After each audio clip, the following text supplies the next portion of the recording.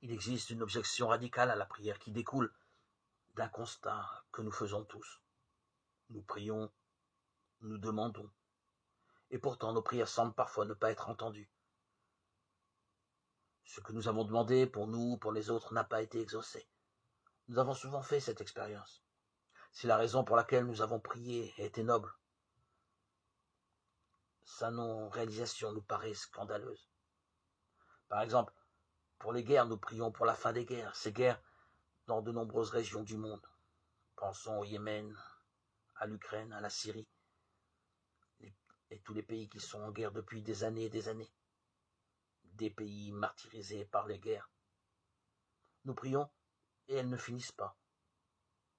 Elles continuent. Comment est-ce possible? Certaines guerres cessent et d'autres continuent. Alors, des fidèles sont exaspérés et ils pensent que leur prière n'est pas utile, elle n'est pas entendue. Ils cessent même de prier parce que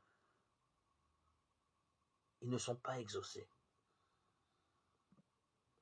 Si Dieu est Père, pourquoi ne nous écoute-t-il pas, lui qui nous a assuré qu'il donne de bonnes choses aux enfants qui le lui demandent, Matthieu 7, 10.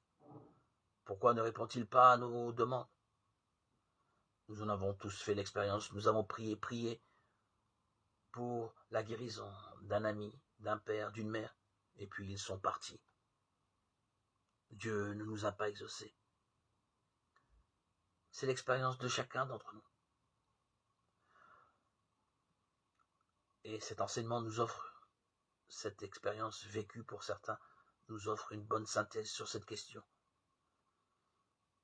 Il nous met en garde contre le risque de ne pas vivre une expérience authentique de foi, mais de transformer la relation avec Dieu en quelque chose de magique.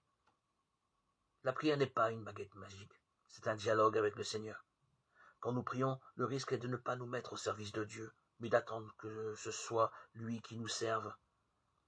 C'est alors une prière qui ne fait que réclamer, qui veut orienter les événements selon notre dessein, qui n'admet pas d'autres projets que nos propres désirs.